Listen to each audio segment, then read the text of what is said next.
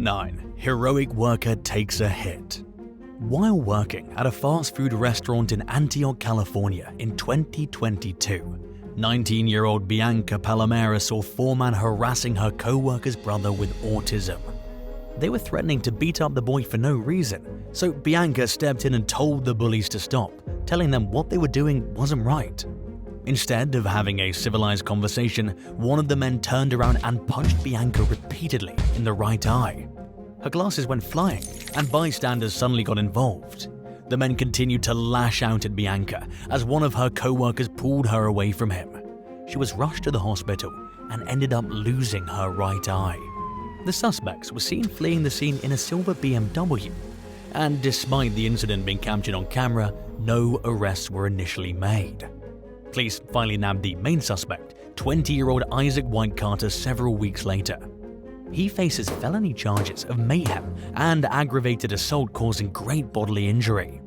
He's currently being held at the Martinez Detention Facility, and his bail is set at $215,000. If Isaac is convicted on all counts, he could face up to 11 years in state prison. 8. Controlling partner. Eloise McDermott's relationship with Abu Munahim were nothing short of a nightmare. The 18-year-old young woman from Greater Manchester, England, felt like a prisoner as she endured violent verbal and physical abuse from Munahim. After one incident, McDermott checked into a hotel with black eyes and bruised ribs to avoid having her mother see her heartbreaking injuries. In addition to punching, biting, and beating his girlfriend, Munahim manipulated McDermott in an attempt to isolate her and turn her against her mother. He also controlled what the young woman ate, who she talked to, and what she wore. He would also routinely take her phone away and would go through her messages.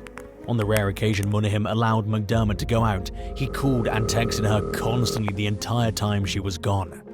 One night, he showed up at her house and rammed her car to try and stop her from leaving. As the horrifying mistreatment continued, McDermott eventually realized that her boyfriend was treating her in a way that no human being deserves. She also started to see that he was never going to change like he constantly promised after his violent episodes. McDermott eventually obtained an order of protection against Munahim, but he ignored it and continued to contact her. She began to feel like the only way she'd ever truly escape Munahim was in a body bag. The final straw came when Munahim drove up to her while she was walking with her child and threatened to kill them both and attack them with acid if they didn't get in his car. Munahim was arrested for violating the protective order and for the prolonged string of brutal abuse he subjected McDermott to. He tried so hard to maintain his control over her that he even called her from jail and attempted to get her to convince her mother not to testify as a witness at his trial.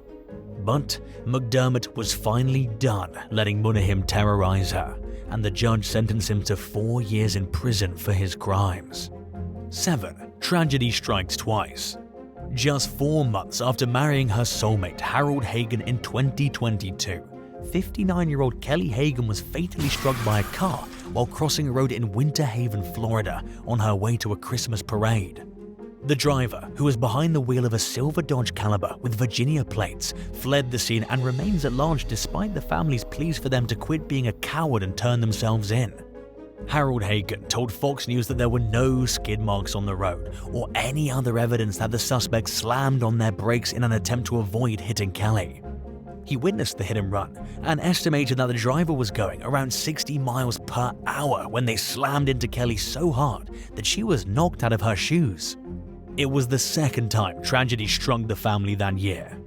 6 months before Kelly's death, her 29-year-old son was killed by a hit-and-run driver in Philadelphia.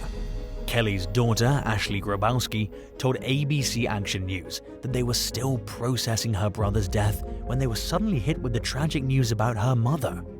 Another one of Kelly's daughters was pregnant at the time, and now her grandchild will never get to know her. Unfortunately, authorities are still searching for the suspect in Kelly's case. 6. Christmas Eve shooting. 26-year-old Elle Edwards was out celebrating Christmas Eve at a pub in Wirral, England in 2022 when someone began shooting at the crowd.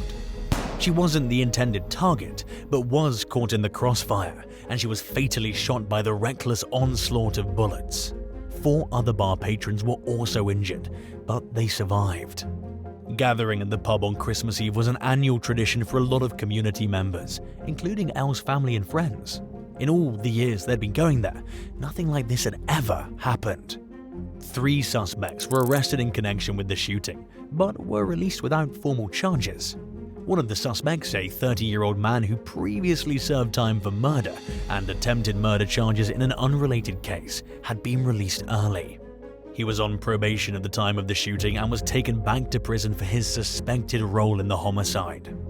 With little else to go on, Merseyside police have been relying on the public to provide information about the suspects, who were captured on surveillance footage.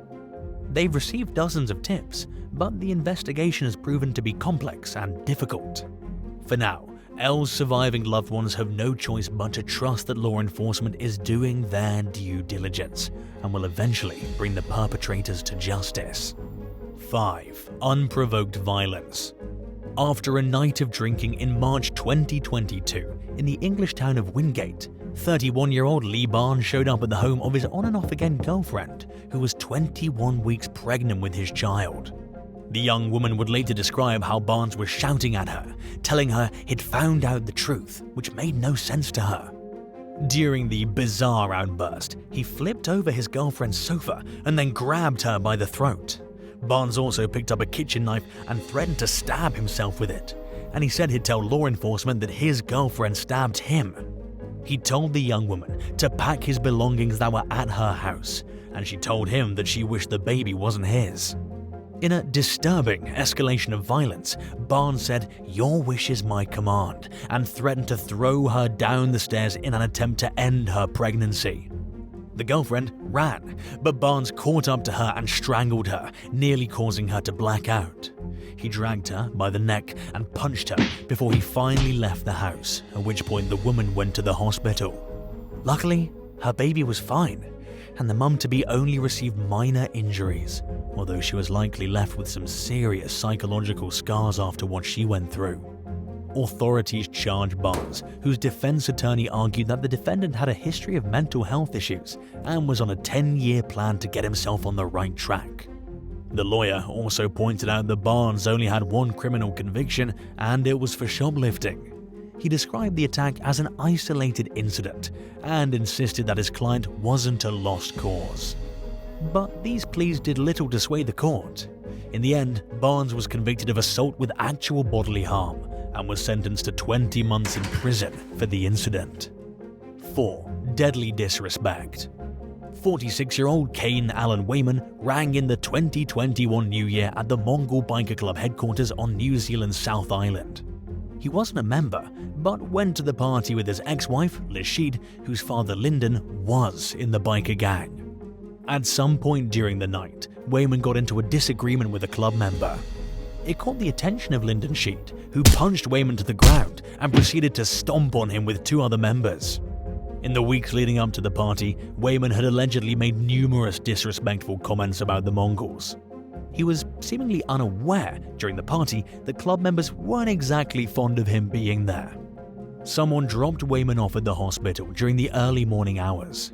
He died from his injuries, and authorities soon arrested 3 suspects, including Lyndon, Liz, and a man named Thomas Carston.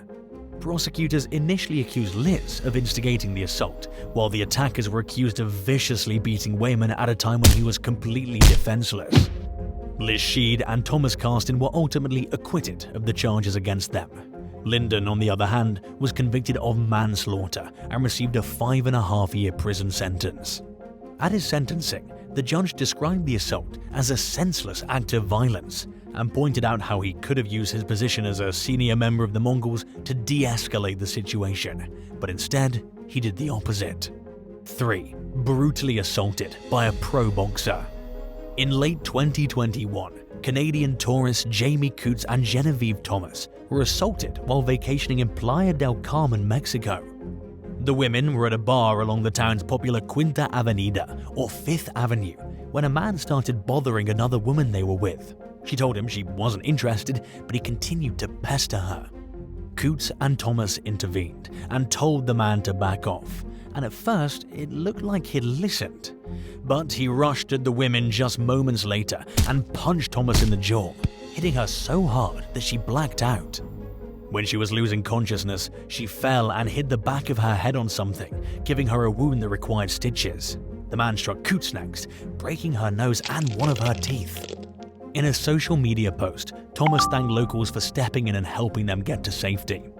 Fellow patrons carried Coots to a taxi and the women went to the hospital. Their injuries were so bad that they weren't able to fly home as planned, and Coots needed surgery to repair extensive damage to her nose before she could travel. She went on vacation without health insurance, but managed to raise the money she needed with the help of a crowdfunding campaign.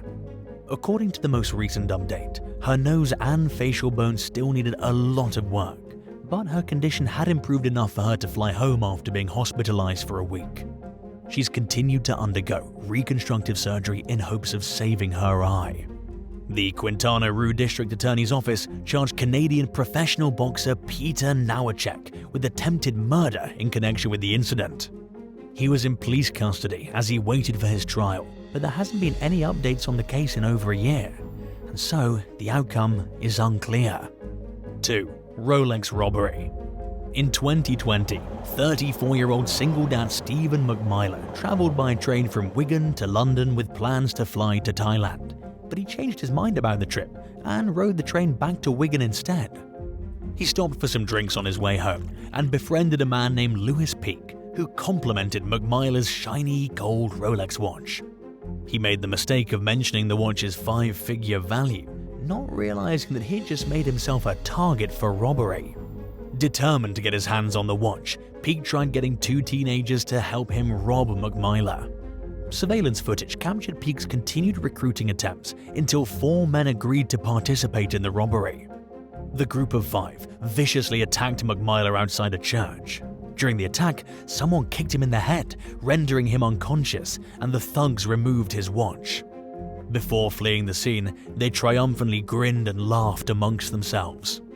Bystanders tried to assist McMyler, but he went into cardiac arrest and died at the scene. Police soon arrested all 5 suspects. Peake, who solicited the attack, was sentenced to 13 years in prison. Jordan Short, who was accused of administering the fatal kick to McMyler, received a 13.5-year sentence. The remaining 3 defendants received sentences ranging between 6 and 9 years. 1. A holiday in the hospital. After finishing his shift as a security guard the day before Christmas Eve in 2022, father of 3 Corey Sommers went out for drinks with a friend in Adelaide, Australia. At some point during the evening, the men noticed a fight going on outside. Corey tried to intervene by encouraging the 2 parties to think if they really wanted to spend the holidays in jail. But his attempts at de-escalating the situation only made him a target, and as he walked away from the scene, someone punched him in the back of the head and continued attacking him after he fell to the ground. Speaking with 9 News, Corey said he didn't remember anything that happened after he turned to leave. He woke up in the hospital 12 hours later and ended up spending his Christmas there, away from his family. Corey also decided to quit his security job after the incident, which left him traumatized with ongoing flashbacks, nightmares, and sleeplessness. He was also unable to walk down the street where the assault happened without suffering emotionally. Police arrested a 22-year-old in connection with the incident, and much to Corey's frustration, the suspect was released until his next court date in early 2023. Not only did the young man get to walk free for the time being, he got to spend Christmas with his family, something Corey was unable to do. He told 9 News that he thinks there should be tougher consequences for street assaults, which he said happens far too often and needlessly lands people in the hospital over petty disagreements. Would you be more disappointed by seeing a good friend kiss someone you knew was in a relationship, or seeing your friend pickpocket someone?